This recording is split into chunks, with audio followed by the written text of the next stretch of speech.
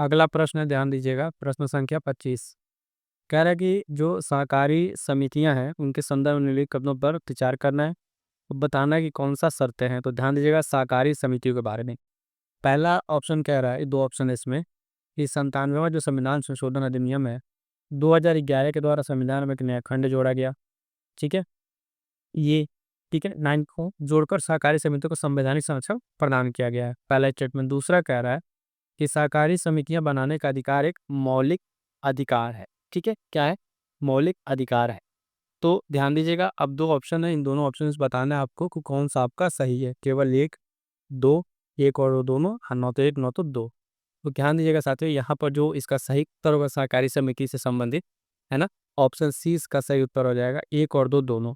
पहला भी सही है, दूसरा भी सही है, यानी 97वां जो संविधान संशोधन था उसके अधिनियम से उसको ऐड करके इन 2011 में भी, ठीक है, इसको नए खंड को जोड़ा गया और सहकारी समितियां बनाने का अधिकार एक मौलिक अधिकार के अंतर्गत भी आता है।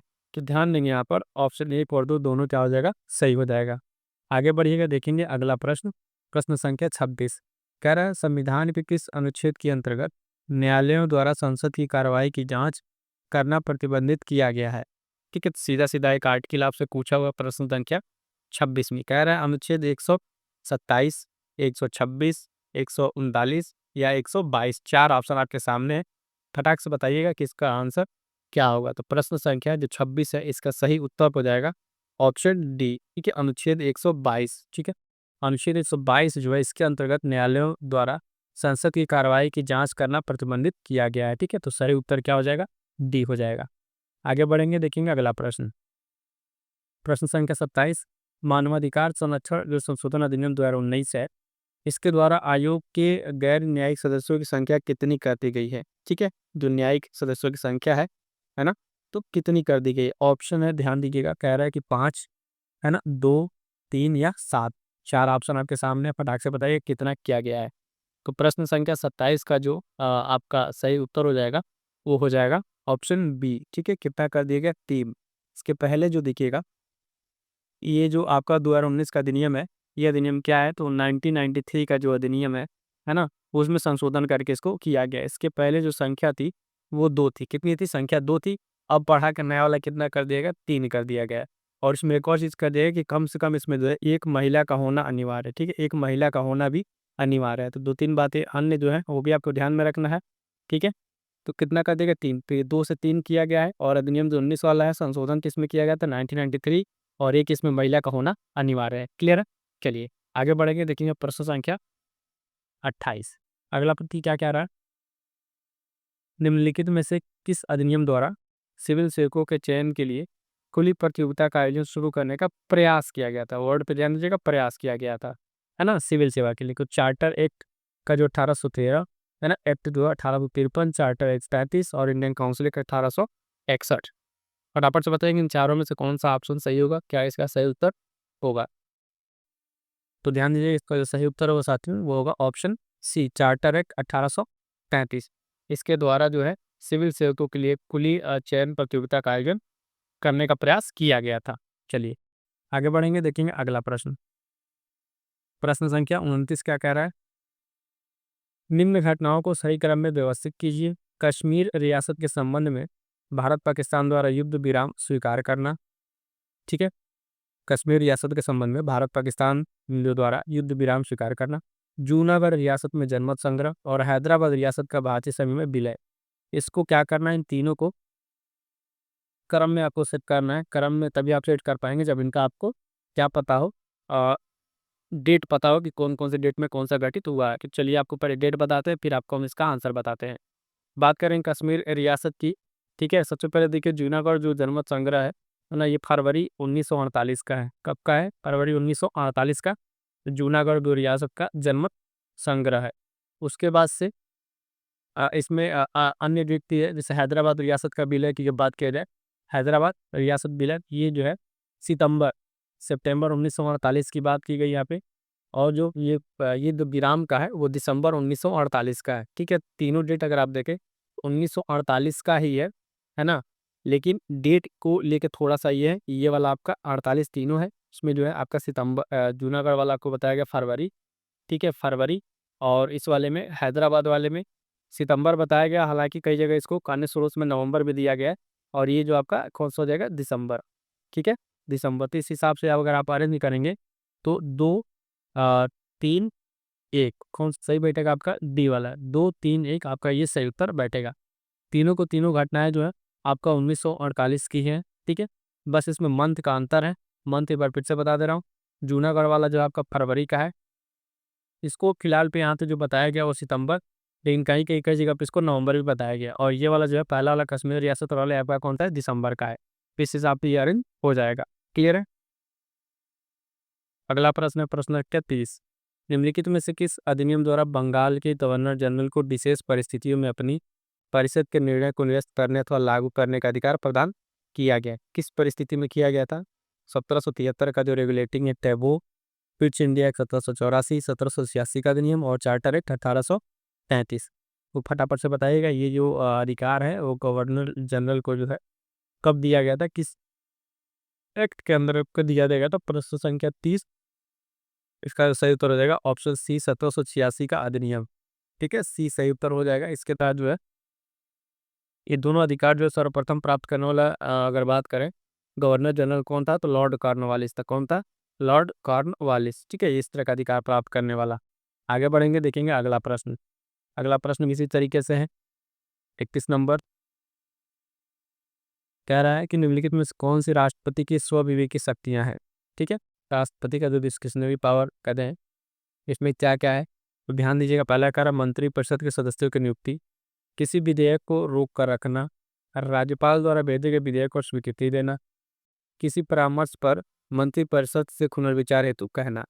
इन चार ऑप्शन में से कौन सा सही है, कूट हमें चयन करना है कूट को।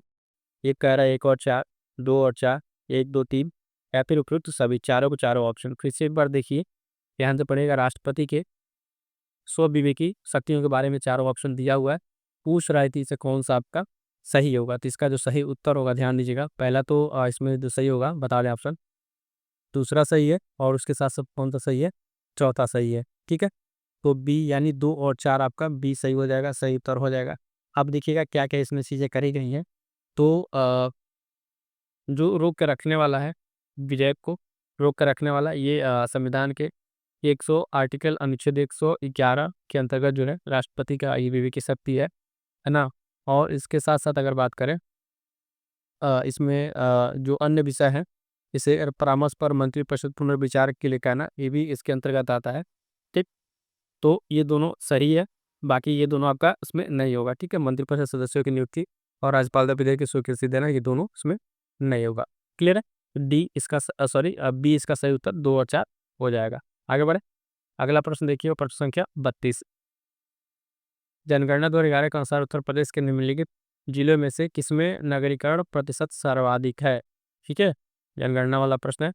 ऑप्शन ए कह रहा है कानपुर नगर, लखनऊ, गौतम बुद्ध नगर या गाजियाबाद। चार ऑप्शन आपके सामने, फटाक से उत्तर दीजिएगा। कह रहा है नगरीकरण प्रतिशत जो है सबसे ज्यादा किसमें है, और उत्तर प्रदेश की बात की जा रही है संक्षिप्त वाला। ध्यान दीजिएगा साथियों, Uttar Pradesh special, UP special की मैराथन क्लास है चैनल पर, जाके देखिए, एक कंप्लीट क्लास है। एक बार देख लेंगे तो यूपी स्पेशल का आपके प्रश्न गलत नहीं होंगे, और चैप्टर वाइज भी है, वो भी क्लास चाहे तो आप देख सकते हैं। 32 नंबर, तो इसका जो सही उत्तर हो जाएगा ऑप्शन डी। ठीक है, ऑप्शन डी जो है गाजियाबाद। 32 का डी जो है गाजियाबाद हो जाएगा। अगर परसेंटेज की बात करेंगे तो यहाँ पे जो है 67% है। ठीक है, अप्रॉक्स में बता रहा हूँ मैं। कानपुर नगर की अगर बात करेंगे तो यहाँ पे कितना है, लगभग 65 दशमलव कुछ है, और लखनऊ में 66 है। ठीक, और यहाँ पर जो है गौतम बुद्ध नगर में आपका 59 पॉइंट के आसपास है। ठीक है, सबसे ज़्यादा कहाँ पर है, ये आपका गाजियाबाद में। आगे बढ़िएगा, देखिए अगला प्रश्न कह रहा है 33 नंबर। मूरलैंड कहाँ अवस्थित एक मध्यवर्ती उच्च भूमि है? ये कहाँ पाया जाता है मूरलैंड, है ना। तो ऑप्शन कह रहा है संयुक्त राज्य अमेरिका, ग्रेट ब्रिटेन, कनाडा या रूस में। तो ध्यान दीजिएगा साथियों, ये कहाँ पाया जाता है, ये पाया जाता है ऑप्शन डी ग्रेट ब्रिटेन में। ठीक है, मूरलैंड जो यहाँ पर स्थित उच्च भूमि है। मूरलैंड कहा जाता है क्योंकि यहाँ पर जो है पेड़ नहीं पाए जाते हैं। मूरलैंड क्यों कहा जाता है, क्योंकि यहाँ पर जो पेड़ नहीं पाए जाते हैं। ये एक मध्यवर्ती उच्च भूमि है ग्रेट ब्रिटेन की। अगला प्रश्न जो है 34 नंबर।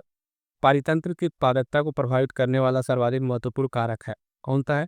तो जलवायु, पोषक तत्व की उपलब्धता, सूर्य ताप, है ना, या फिर बैक्टीरिया। तो इसका सही उत्तर क्या हो जाएगा? पाइथन को कौन सा सबसे ज़्यादा प्रभावित करता है? ये जो है प्रभावित करेगा आपका सूर्य तप। जो सूर्य तप है ये सबसे ज़्यादा प्रभावित करता है क्या? उसकी उत्पादकता को। अगर बात करें सूर्यताप की अगर कमी होगी तो परितंत्र की जो उत्पादकता और जैव विविधता है वो दोनों में कमी आएगी। यानी सूर्यताप ये है, अगर ये प्लस होगा तो ये क्या होता है, उत्पादकता भी इसकी बढ़ेगी।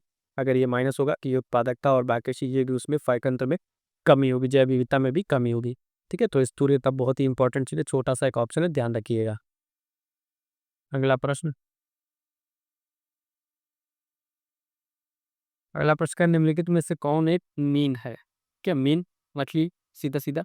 ठीक है, तो कुछ ऐसे नाम होते हैं जो मिलते जुलते तो मछलियों के जैसे हैं, लेकिन वो जो है वो फिश नहीं होते। जैसे ऑप्शन पहले देख लीजिए, silver fish, kettle fish, flying fish, क्या स्टार फिश। चार नाम दिया हुआ, इसमें से पूछा है कौन सा एक जो है मछली है। इसमें जो है आपका जो नाम है वो राइट आंसर हो जाएगा ऑप्शन सी, फ्लाइंग फिश। ठीक है, फ्लाइंग फिश क्या है यहाँ पर जो है आपका क्या हो जाएगा, ये एक मीन है यानी मछली है। कुछ ऐसे जो नाम है आपके, है ना, कुछ ऐसे नाम है, ये अन्य नाम जो मिलते-जुलते मछलियों की तरह हैं, लेकिन ये जो है क्या नहीं है, मछलियाँ नहीं है। जैसे silver fish, kettle fish, star fish, है ना, इसी तरह से और भी क्राई फिश है ना, उसके बाद से रेजर फिश है। इस तरह कुछ मछलियाँ हैं जो नाम मछलियों की तरह है, लेकिन ये ओरिजिनल में नहीं है। ऑप्शन सी यहाँ पर सही उत्तर हो जाएगा। आगे बढ़िएगा, देखिएगा अगला प्रश्न। प्रश्न संख्या 36, निम्नलिखित में से कौन सा सही सुमेलित है? देखिए इधर सही पूछा है, तो कह रहा है प्रतिगामी करारोपण, है ना, आनुपातिक जो करारोपण है, प्रगतिशील वाला, और कह रहा सही, सभी सही सुमेलित है। ठीक है, सभी सही सुमेलित है। तो पहले का जो है कह रहा है आय वृद्धि के साथ क्या होगा, कर की दर को घटा देना। दूसरे में कह रहा है आय में परिवर्तन होने के साथ भी दर को अपरिवर्तित रखना। और प्रगतिशील में कह रहा है आय में वृद्धि के साथ कर में वृद्धि करना। ठीक है, आय में वृद्धि दोनों बढ़ेगा, आय में परिवर्तन हो रहा है लेकिन इसमें अपरिवर्तित रह रहा है, और वृद्धि के साथ कर दर को हटा देना। तो यहाँ पे देखिएगा इसका जो सही उत्तर हो जाएगा ऑप्शन डी, तीनों के तीनों अपने आप में सही सुमेलित है। कि तीनों पॉइंट आप अच्छे से तैयार कर लीजिए, इसको ध्यान रखिएगा, ये पॉइंट तीनों तीनों सही है। सही उत्तर क्या आ जाएगा? ऑप्शन डी, सभी सही सुमेलित है। आगे बढ़ेंगे, देखेंगे अगला प्रश्न पे। अगला प्रश्न कह रहा है कि फिजिकल जो क्वालिटी ऑफ लाइफ इंडेक्स है, पीक्यूएलआई का परिकलन किसके द्वारा किया गया था? नाम से रिलेटेड पूछा गया है। ऑप्शन ए कह रहा है महबूबुल हक, अमृत सेन, है ना, मॉरिस टी मॉरिस, या एडम स्मिथ के द्वारा। आपको सही उत्तर बताना है, इसमें से कौन सा सही उत्तर होगा। प्रश्न संख्या 37 इसका सही उत्तर होगा ऑप्शन सी, मॉरिस जी मॉरिस द्वारा इसको किया गया था 1979 में। ठीक है, physical quality of life index को जो है इसको उन्होंने प्रकलित किया था, या फिर कह लीजिए इनके द्वारा इसको लाया गया था 1979 में। ये ईयर भी याद रखिएगा, इंपॉर्टेंट रहेगा ये इंडेक्स के बारे में। ठीक, आगे बढ़ेंगे, देखेंगे प्रश्न संख्या 38। 38 में क्या कह रहा है, तो एक तरफ अभिलेख दिया हुआ है, एक तरफ संबंधित तथ्य दिया हुआ है। अभी इसके पहले जो हम लोग देखे थे अभिलेख के बारे में देखे थे, उस अभिलेख में इन सब अभिलेख 30 राजाओं से संबंधित था, उस तरह का पूछा गया था। यहाँ पर क्या है, इनसे संबंधित तथ्य पूछा गया है। एक गलत दिया हुआ है, पहले 4 ये आपका अभिलेख है, एरड़, मंदसौर, सोगौरा, गरुड़, और उसमें दिया है क्या क्या दिया हुआ है, गुरबिक्ष, रेशम बुनकर, श्रेणियाँ, सती प्रथा का साक्ष्य, आगव धर्म का विघात, ये सब सारी चीज़ें इसको मैच करना है। ठीक है, तो मिलान करना है, तो ध्यान दीजिएगा। सबसे पहले अगर बात करेंगे एरड़ अभिलेख की, एरड़ अभिलेख ये सबसे पुराना अभिलेख है जिसमें सती प्रथा का क्या होता है, साक्ष्य प्राप्त होता है। ए का तीसरा। ठीक है, ऑप्शन के साथ अगर जाने की कोशिश करें हम लोग, तो ए का तीसरा सिर्फ हमारा एक ऑप्शन एलिमिनेट होगा, बाकी 3 अभी बच जाएगा। आइए आगे बढ़ते हैं। इसमें और क्या है, मंदसौर वाला है, तो मंदसौर एरड़ का होगा सती। मंदसौर की अगर बात करेंगे, मंदसौर अभिलेख भी ये संबंधित है, ये रेशम बुनकर वाले श्रेणियों से संबंधित है। उसके बाद से आपका एक और क्या है, सोगौरा। सोगौरा जो है संबंधित आपका दुर्भिक्ष से। ठीक है, दुर्भिक्ष से। अब बच गया आपका गरुड़, तो गरुड़ वाला क्या है, भागवत धर्म का विकास। समझ में आ गया। ए का तीसरा था, बी का पहला, सी का दूसरा। बी का पहला, सी का दूसरा, तो बी का पहला आपका सिर्फ एक ही में है, ये आपका सही उत्तर हो जाएगा। ठीक है, ये सही उत्तर यहाँ पर हो जाएगा। लेकिन इससे ज़्यादा इंपॉर्टेंट है ये 4 जो हमने अभी मिलान मिलाए थे, आपको ध्यान रखना, फिर से एक बार ध्यान से सुनिएगा। एरड़ आपका सतीश पर था, मंदसौर जो है आपका रेशम बुनकर से, सोगौरा जो है दुर्भिक्ष से, और गरुड़ जो है भागवत धर्म के विकास से। ये चीज़ें मोस्ट इंपॉर्टेंट है ना, आपको ध्यान रखनी है। अगर जिन भी साथी को अगर याद हो, ठीक है, तो अच्छी बात है। ना याद हो जो एक बार रिवाइज कर ली जाके कि सारे जो अभिलेख हैं ये किन किन राजाओं से संबंधित हैं, है ना, किसके काल के हैं, ये इंपॉर्टेंट रहेगा। इस तरह का प्रश्न ये पूछे जा चुके हैं, तो ये पे स्टार लगा दे रहे हैं। अगर जिनको याद है वो कमेंट कर दीजिएगा, नहीं याद है तो आप एक बार जाकर जरूर देख लीजिएगा इसको, ठीक है। आगे बढ़ते हैं नेक्स्ट प्रश्न।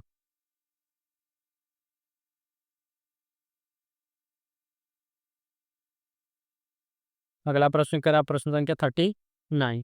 ध्यान दीजिएगा, कह रहा है कि जलियांवाला बाग हत्याकांड के समय पंजाब के लेफ्टिनेंट गवर्नर रहे माइकल ओडायर की हत्या उधम सिंह ने कब की थी। स्टेटमेंट में आपको बता दिया पहली चीज, जलियांवाला बाग हत्याकांड के समय जो माइकल ओडायर था, इसकी हत्या किसके द्वारा की गई है, तो उधम सिंह के द्वारा। किसके द्वारा, उधम सिंह के द्वारा, सबको पता था। कब की गई है ये यहाँ पे प्रश्न आपसे पूछा हुआ है। तीनों डेट बयान रखिएगा, मार्च का दिया हुआ है, ईयर सिर्फ आपको बताना है, 1941, 39, 40 या 48। चार डेट है, इन चार डेट में आपको बताना है कौन सा डेट में इन्होंने ये हत्या की थी। 49, इसका जो सही उत्तर हो जाएगा वो हो जाएगा ऑप्शन आपका सी, ठीक है, मार्च 1940 में। इसके द्वारा माइकल ओ डायर की हत्या, इसके द्वारा उधम सिंह के द्वारा, ठीक है, ये पॉइंट याद रखें। मार्च 1940 में ये जो है लंदन में इनको ये किया था इन्होंने, और इनको क्या हो गई थी, फांसी की सजा हो गई थी। किसको, उधम सिंह को जो है फांसी की सजा दे दी गई थी। अगला प्रश्न देखेंगे, प्रश्न संख्या 1936। इसमें सॉरी 40 नंबर है, प्रश्न पढ़िएगा। 1936 में कांग्रेस के अधिवेशन, जो लखनऊ अधिवेशन होता है, उसके बारे में कथनों पर विचार करना है। इस तरह के प्रश्न पूछे जा रहे हैं तो ध्यान रखिएगा। कह रहा है कि इसमें क्या क्या नारा है उसको ध्यान दीजिएगा। पहला कह रहा है कि 1936 वाला लखनऊ अधिवेशन, हाँ ठीक है। इस अधिवेशन में कांग्रेस पार्लियामेंट बोर्ड का गठन किया गया, पहला स्टेटमेंट। दूसरा कह रहा है इस अधिवेशन में 13 सूत्री अस्थायी कृषि कार्यक्रम घोषित किया गया, और इसी अधिवेशन में जवाहरलाल नेहरू ने मैं समाजवादी हूँ, मेरा लक्ष्य समाजवाद है, ये नारा दिया था, ठीक है। तो ये नारा दिया था, और इसमें जो है आपका कौन सा सही है, ऑप्शन एक बार देख लीजिए। कथन आपने एक बार पढ़ ही रखा होगा, एक दो तो तीनों, एक और तीन, दो और तीन, या केवल सीन। तो यहाँ पर जो सही उत्तर हो जाएगा, साकी मामा को बता दे कौन सा यहाँ पर सही उत्तर होगा। इसका सही उत्तर होगा ऑप्शन बी, एक और तीन, ठीक है, एक और तीन। क्यों, देखिएगा 1936 वाले इस अधिवेशन में जो बात की गई थी, पहला आपका इस अधिवेशन से सही है, कांग्रेस पार्टी में पूर्व करेंगे। तीसरा भी सही है, इस अधिवेशन में जवाहरलाल नेहरू ने नारा दिया था। बी आपका गलत है, यानी सॉरी दूसरा जिसमें गलत, 13 सूत्री अस्थायी कृषि कार्यक्रम घोषित किया गया था, लेकिन ये कांग्रेस के फैजपुर अधिवेशन में, कहाँ पर, फैजपुर अधिवेशन में इसको किया गया था, जो 1937 में हुआ था। 1937 के फैजपुर अधिवेशन में किया गया था। इसकी अध्यक्षता जो है जवाहरलाल नेहरू ने की थी, ठीक है। ये इसमें ऐसी नहीं है, इसलिए ये दूसरा हट जाएगा। दूसरा हटने के साथ आपका ये ऑप्शन कट गया था, कट गया था, केवल तीन ये पर तो दोनों सही था, तो एक और तीन आपका यहाँ पे सही हो जाएगा। तो ध्यान दीजिएगा, जब भी इस तरह के स्टेटमेंट वाले प्रश्न आए, उसको संबंधित जो चीज़ें हैं उसको ध्यान से पढ़िएगा, और जो आपको डाउट लगे तो उसको तुरंत रिलेट कीजिएगा। अच्छा ये वाला है, तो ये मान लीजिए पढ़ जाता है, अच्छा ये इसके साथ नहीं है तो किसके साथ है, वो वाला भी आंसर आपको एग्जैक्ट याद रखें, तभी आप इसको एलिमिनेट कर पाएंगे। इससे कि अगर पता होता है कि फैजपुर अधिवेशन में बातें कही गई, तुरंत आप काट देते हैं यहीं पे। इस तरीके से चीज़ों को ध्यान में रखते हुए आगे क्वेश्चन सॉल्व करिएगा तो सही रहेगा। अगला प्रश्न है प्रश्न संख्या 41। ये भी प्रश्न जो पूछा हुआ है सूची वाला है, किसके समय का है, इसको ध्यान रखिएगा। तो कह रहा है कि लॉर्ड कर्जन के समय जो गठित हुई थी विभिन्न आयोग, उसमें जो आयोग है और उसके अध्यक्ष को सूची से मिलाइए, आयोग और अध्यक्ष। इस तरह के जो छोटे छोटे पॉइंट्स हैं, इनको टेलीग्राम पर जो शॉर्ट नोट्स के माध्यम से हमने आपको प्रोवाइड करा दिया, और टेलीग्राम पर जो रेगुलर पोस्ट अपडेट होती है उसमें भी इस तरह के प्रश्न आपको देखने को मिलते हैं, ठीक है। तो वहाँ से आप ये प्रश्न इस तरीके से मतलब आपके लिए हो जाएगा आसानी से, कोई दिक्कत नहीं होगी। तो देखिएगा आयोग कौन कौन सा, सिंचाई आयोग है, पुलिस आयोग है, अकाल आयोग, विश्वविद्यालय, कोई तरफ नाम दिया हुआ है। तो फटाफट चलिए इसको देखिए, यहाँ पे ऑप्शन दिया हुआ है मैच करने के लिए, मैच करेंगे कौन किससे यहाँ पे मैच होगा। तो देखिएगा सिंचाई आयोग की अगर बात करेंगे हम, किसकी, सिंचाई आयोग, तो इसमें कौन कौन से अध्यक्ष थे। के बाद से सिंचाई आयोग का जो गठन है पहले जानिए 1901 में हुआ। 1901 में पुलिस आयोग है आपका 1902, यही बता दिया, ठीक है। 1902 में विश्वविद्यालय आयोग का गठन जो है ये भी 1902 में किया गया, ठीक है। 1902 में सब उसी के आसपास का है, ठीक। अब इसके अध्यक्ष कौन कौन कौन रहे हैं, कैसे रहे हैं, तो सिंचाई आयोग की अगर बात करें, है ना, तो कालीन स्क्राफ्ट नाम इसमें दिख रहा है, स्क्राफ्ट मानकृत का। इस वाले को इस कलर ले लेते हैं। सिंचाई आपका ये हो जाएगा। पुलिस आयोग का जो होगा इसमें एंड्रयूज फ्रेजर। ठीक। अकाल आयोग की अगर बात करेंगे इसकी, अकाल आयोग, तो ये हो जाएगा आपका एंटोनी मैकडोनाल्ड। बचा आपका विश्वविद्यालय तो टॉमस रैले। ठीक है। अब इस हिसाब से ए का तीसरा, बी का पहला, सी का दूसरा। ए का तीसरा, बी का पहला, ए का तीसरा से ये आपका सही उत्तर मिल जाएगा, यानी ये आपका यहाँ पर सही उत्तर हो जाएगा। ध्यान देने वाली बात है कि आप इसको अच्छी रूप से एक बार देख लेंगे। ए का ये तीसरा, ए का तीसरा था, बी का पहला, सी का दूसरा और डी का चौथा। ये वाला आपका सेटअप आपको अच्छे से तैयार रखना है, इस रकायोग और उसके ईयर भी। चलिए आगे बढ़ेंगे, देखेंगे नेक्स्ट प्रश्न। अगला प्रश्न है प्रश्न संख्या 42। इसमें क्या पूछ रहा है, निम्नलिखित में से कौन पानीपत के तृतीय युद्ध में मराठों की हार का कारण में शामिल नहीं था। ध्यान दीजिएगा, नहीं वर्ड पे ध्यान दीजिएगा। इसमें कह रहा है कारण तो ये नहीं था। पहला कह रहा है उत्तर भारत की समस्त मुस्लिम जो मुस्लिम शक्तियां हैं उसमें अब्दाली से मिल जाना, मराठा सरदारों की आपसी जो एकता थी, है ना, अब्दाली का सैनिक संगठन तथा अनुशासन अत्यधिक उत्तम होना, मराठा सैन्य शिविर में खाद्य आपूर्ति न होना। तो इसमें ये कारण है ही नहीं है मराठा सरदारों की आपसी एकता। ठीक है। मराठा सरदारों में जो है ना आपसी एकता की बात करें तो ये बात यहाँ पे बिल्कुल गलत है। यहाँ पे लोगों में खुद में परस्पर में लड़ाइयाँ होती रहती थी, आपस में द्वेष था। तो ये चीज़ें अगर न होती शायद, है ना, तो पानीपत का तीसरा युद्ध वो शायद जीता जा सकता था। इस तरीके से बाकी सारी चीज़ें जो है ये कारण था पानीपत में जो तृतीय युद्ध था उसके हार का कारण में ये भी ये कारण नहीं है कि उनमें आपसी एकता नहीं थी। ठीक है। ये चीज़ आपको ध्यान में रखना है। चलिए आगे बढ़ेंगे, देखेंगे अगला प्रश्न 43 नंबर। निम्नलिखित घटनाओं को जो है कालानुक्रम व्यवस्थित कीजिए। ठीक है। पहला कांग्रेस लीग लखनऊ पर ये समझौता तो 1916, 1916, 1916। ठीक है। गोपाल कृष्ण गोखले की मृत्यु है ना, गांधी जी का दक्षिण अफ्रीका से भारत लौटना, तिलक द्वारा जो रूल लीग है उससे गठन करना। तो इस सबका आपका जब ईयर पता रहेगा तभी होगा। सेट करते हैं इसका कौन कौन सा कितना होगा। ठीक है। तो देखिएगा गांधी जी जो है अफ्रीका से लौटे 1915। ठीक है। 1915 और ये आपका जनवरी था, 9 जनवरी। ठीक। इसके बाद से है 19 फरवरी 1915 को, 19 फरवरी, ये कब का महीना है, 1915 वाला ये भी है। सो सबसे पहले तो हमें लग रहा है 3 ही आएगा। ठीक है। 3 आएगा, 3 सब में दिया हुआ है। देखिए इस तरह का ऑप्शन अगर आपको पूरा पता रहेगा तभी हो पाएगा, एलिमिनेट नहीं होगा। ये हो गया। 3 के बाद से कौन सा आएगा आपका, 2 आएगा। 3 के बाद से अगर 2 पे जाएँ तब भी हमारे पास जो है टिप ये कटेगा और ये कटेगा, बी और सी बचा रहेगा। और इसके बाद से 2 था तिलक द्वारा होम रूल का सभी, तो 1916 है। होम रूल लीग का गठन ये भी आपका जब हुआ था तिलक के द्वारा, तो ये अप्रैल 1916 का है। एपीआर 1916 का देखिए। और दिसंबर में जो है अधिवेशन हुआ था, दिसंबर में। तो यानी एक आपका सबसे लास्ट में आएगा। एक सबसे लास्ट में किस में है, तो 2 तो पट गया था हमारा। ये वाला सी आपका सही उत्तर होगा। कौन सा होगा, सी आपका यहाँ पर सही उत्तर हो जाएगा। 3, 2, 4 है। ठीक है। इसमें देखिएगा 2 घटनाएं जो है आपके 1915 की हैं और 2 तो 1916 की है ना। तो मंथ जब आपको क्लियर है कि पता रहेगा तभी जाके आप डिफरेंशिएट करके क्वेश्चन का आंसर कर पाएंगे। आगे बढ़े, चलिए अगला प्रश्न देखिएगा। कह रहा है शुंग वंश के संबंध में निम्नलिखित कथनों पर विचार कीजिए। शुंग वंश का 8वां शासक काशीपुत्र भागवत था।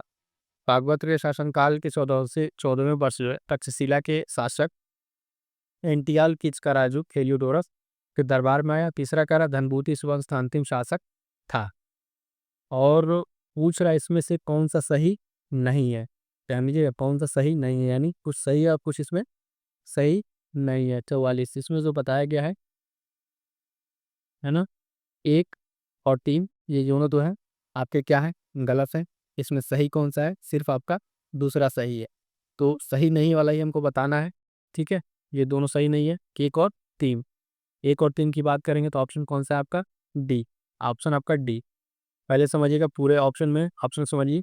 पहला गलत है, तीसरा गलत है, दूसरा आपका सही है। हमें से पूछा गया है सही नहीं है, यानी हमें 1 और 3 बताना है ना। गड़बड़ी ये होगी कि आप फटाक से लगाएंगे केवल 2। क्यों, क्योंकि आपको ये सही दिखा और यहाँ पूछा था सही नहीं है, तो सही नहीं है तो मतलब 1 और 3 होगा। थोड़ा सा लापरवाही अगर करेंगे तो ये प्रश्न आपका आते हुए प्रश्न यहाँ पर गलत हो जाएगा। और इस तरह की गलती बारंबार परीक्षा में होती है, एग्जाम का प्रेशर रहता है, इस तरह के प्रश्न जो है गलत होते ही हैं। तो ध्यान रखिएगा, जब इस तरह का प्रश्न आए तो तुरंत पेन लगा के काट पीट करनी है, क्या करना है और कौन सा आंसर है, थोड़ा सा समय लेके इस आंसर को भरिएगा। ठीक है, आगे बढ़ेंगे, देखेंगे अगला प्रश्न। अगला प्रश्न कह रहा है कि बाघ गुफाओं के संदर्भ में जो है कौन सा कथन सही नहीं है, फिर नहीं वाला पूछा हुआ है। कह रहा है कि यह मध्य प्रदेश के धार जिले में बागनी नदी के तट पर स्थित है। दूसरा का है सिकोई लेफ्टिनेंट डेजरफील्ड ने 1818 ईस्वी में की थी। ठीक है, और तीसरा कह रहा सी, यहाँ की चित्रकला धार्मिक जीवन से संबंधित है। और यहाँ 9 गुफाएं हैं, सभी बौद्ध विहार है। ठीक है, तो इसमें जो है कौन सा आपका सही नहीं है। पहला सी तो ये आपका सही है, मध्य प्रदेश के धार जिले में बागनी नदी के तट पर स्थित है। दूसरा, उसके बाद अगर बात करें तो इसकी खोज जो है 1818 में लेफ्टिनेंट डेजरफील्ड के द्वारा की गई थी, भी बात सही है। और इसमें जो है सी इसका सही नहीं है। ठीक है, इस यहाँ के चित्रकला जो धार्मिक जीवन से संबंधित की बात की जा रही है, यह जो है अभी नीचे वाला अगर ऑप्शन आप पढ़ें तो यहाँ 9 गुफाएं हैं और सभी बौद्ध विहार से संबंधित है। जब सभी बौद्ध विहार से संबंधित, तो धार्मिक जीवन से जो है इसका संबंध होना उस तरीके से नहीं है। यहाँ पे धार्मिक चित्र के रूप में यहाँ पे चीजें नहीं है, और बौद्ध चित्र के साथ साथ लौकिक जीवन से संबंधित है। ठीक है, तो धार्मिक जीवन के लिए अजंता की गुफा है। कौन सा है? अजंता की गुफा। यही ऑप्शन आपका यहाँ पे इसके अकॉर्डिंग सही हो जाएगा, सी सही उत्तर हो जाएगा। आगे बढ़ेंगे, देखेंगे अगला प्रश्न। अगला प्रश्न है प्रश्न संख्या 46। पीडो जेनेसिस जो है इसके अंतर्गत किसका अध्ययन अध्ययन किया जाता है ना? ये आप देखिएगा क्या है पीडोजेनेसिस। तो मृदा निर्माण का, संक्रमण बीमारियों का, आनुवंशिकता का, आकाश की बाह्य संरचना का। पीडोजेनेसिस या पीडोजेनेसिस आप कह रही इसके अंतर्गत जो अध्ययन किया जाता है, साथियों ध्यान दीजिएगा, ऑप्शन ए मृदा के निर्माण का, ऑप्शन ए सही उत्तर हो जाएगा। आगे बढ़ेंगे, देखेंगे अगला प्रश्न। अगला प्रश्न क्या कह रहा है? तो ये कह रहा है सूची दिया हुआ है, एक और दो मिलाना है। ठीक है, कि बीमारी दिया हुआ है और बाकी सारी चीज़ में दिया है। पहला कह रहा है कि ल्यूकीमिया दिया हुआ है, बेरी है ना, हाइपॉक्सिया और रिकेट्स। रिकेट्स आप जानते हैं कि ये वाला आपका कौन सा है? इसमें पैर डिस्टर्ब होगा, डी वाला रिकेट्स में अगर देखें तो। ठीक है, रिकेट्स में पैर डिस्टर्ब होगा, ये आपका ऑप्शन कौन सा हो जाएगा? डी वाला, और मतलब डी का चौथा। ठीक है, उसके बाद से ल्यूकीमिया जो है इसमें क्या होता है? WBC की अधिकता होती है। एक मिनट इस पर डालें, हाँ ठीक है, ये इसका होगा। ल्यूकीमिया का आपका ये हो जाएगा। बेरी आप जानते हैं क्या होता है बेरी वाले में? भावनात्मक असंतुलन। और हाइपॉक्सिया जो है इसमें आपकी नामांकित करने की क्षमता जो है क्या होती है? कम हो जाती है। इस हिसाब से अगर हम यहाँ पे देखें, ए का तीसरा, बी का पहला और सी का दूसरा, डी का चौथा रहेगा। तो डी का चौथा रहेगा ही रहेगा, ए का तीसरा रहेगा, बी ऑप्शन आपका यहाँ से क्या हो जाएगा? सही हो जाएगा। ठीक है, तो मैं बार बार कहता हूँ इस तरह के मिलान वाले प्रश्नों में जितना जितना जरूरी है, अगर आप देखें ये नहीं है, उससे ज़्यादा जरूरी क्या है यहाँ पर? ये मिलान वाला आपको याद रहे, और न तैयार हो तो अच्छे से इसको तैयार कर लीजिएगा, क्योंकि ये चीज़ इंपॉर्टेंट रहती है। रिकेट्स आपका ये हो जाएगा। लूप में फिर से बता, WBC, बेरी भावनात्मक असंतुलन, और हाइपोक्सियन वाला हो जाएगा। क्लियर है यहाँ तक? चलिए नेक्स्ट क्वेश्चन देखेंगे, प्रश्न संख्या 48।